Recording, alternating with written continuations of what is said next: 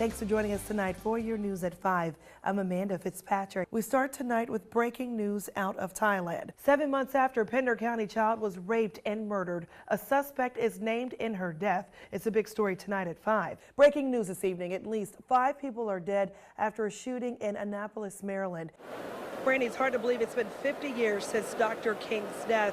But here today, many people coming to Williston Middle School to pay their respects and to honor the man who meant so much to so many. A lot of people enjoying the beach. Wishing we were there. That's right. This is the closest I can get. I'm laying in the beach right now. Oh, we're just laying out. That's right. Oh, my God. Yeah, bring me a hot dog, please. Yeah, please.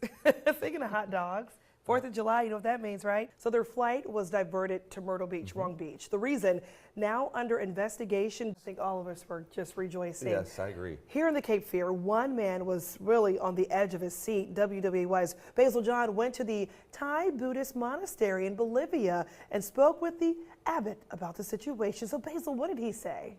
Plus the latest on a newsroom shooting that has left several people dead and many more injured. Thanks for joining us tonight for your news at 5. I'm Amanda Fitzpatrick. Breaking news this evening, at least 5 people are dead after a shooting in Annapolis, Maryland. It happened at the offices of the Capital Gazette newspaper this afternoon. Law enforcement says that several more people are hurt. A source says one person believed to be the shooter is in custody right now. Now, motive is not clear yet, but a reporter at the Capital Gazette tweeted that a single gunman fired into the newsroom and shot multiple employees inside. Phil Davis, who covers courts and crimes for that newspaper, tweeted that the shooter fired through the glass door to the office. We'll have much more on this story as we learn more details coming up tonight on ABC World News at 6:30. A busy day for Ocean Rescue, made busier because of oversized water toys. You don't really think of that until this story. This is why it's an important story. On the back of boats, on the back of trucks. But it's the ones at the beaches that are the issue. Yes. Yeah. Well, here's a reason to make sure you pay attention in the parking very lot. Good reason. Very good reason. An alligator shows up in the parking lot of a Brunswick County restaurant. Oh my goodness, I would have been like, ah! Some little heels running away. So their flight was diverted to Myrtle Beach, wrong beach. The reason, now under investigation. WWAY's Basil John has more on what went wrong. Thank you, Basil. A Raleigh dad is accused of pulling a gun on a stranger inside a restaurant in Carolina Beach. Police say it happened Friday just before 7 p.m. at the Deck House on Charlotte Avenue. Well, I just like the fact that we've seen Chris move away, and I'm hoping it continues to move away. Let's second that. So Scott came up with the name, instead of by Felicia, by Chris. By Chris? I like right. it. Yeah, I like give you credit for that. Well, you say it a lot. So believe it or not, Scott knows the phrase. And his gas price is not how people drive, because Orlando, Florida should not be on the list of best places to drive. Worst places to drive. Yeah, but it's the happiest place on earth. It is. Once you get to Disney World. All right, after the break, Scott joins us for one last look at your 7-day forecast. And this morning, stepping outside with that record low, Shangri-La. It felt like we were somewhere else, didn't it? It did. It was nice this morning. I'll give you that. All right, guys. Thanks for watching. We'll see you at 7 on CBS. WWAY's Amanda Fitzpatrick sat down with the founder of the Burnett Eaton Museum.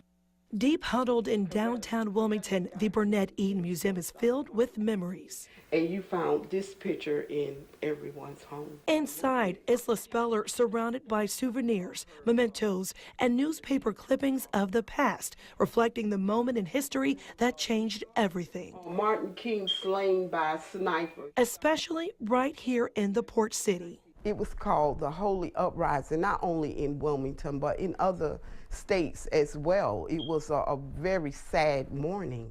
Just a few days before he was assassinated, the legendary civil rights leader was supposed to be at Williston. He was scheduled to come to Wilmington prior to the sanitation strike. So he went to calm some of the rioting that was taking place, or rock throwing that was taking place in Memphis.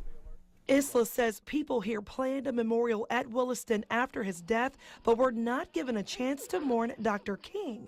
The mayor, the police department, they moved the curfew up to 3 o'clock, so Wilmington did not get the opportunity to memorialize Dr. King. I still have a dream. Yes. It is a dream deeply rooted in the American dream. But Dr. King's dream lives on. 50 years later, we honor the civil rights legend who fought for racial equality and justice on the anniversary of his death. Together on April the 4th, 2018, we now can come together and, you know, mourn together, laugh together, and rejoice together. Now, 50 years later, Dr. King is getting the honor and respect he deserves, and many across the country remembering the man, the father, husband, reverend, and civil rights activist, a man whose work continues on through those who remember above all his sacrifice.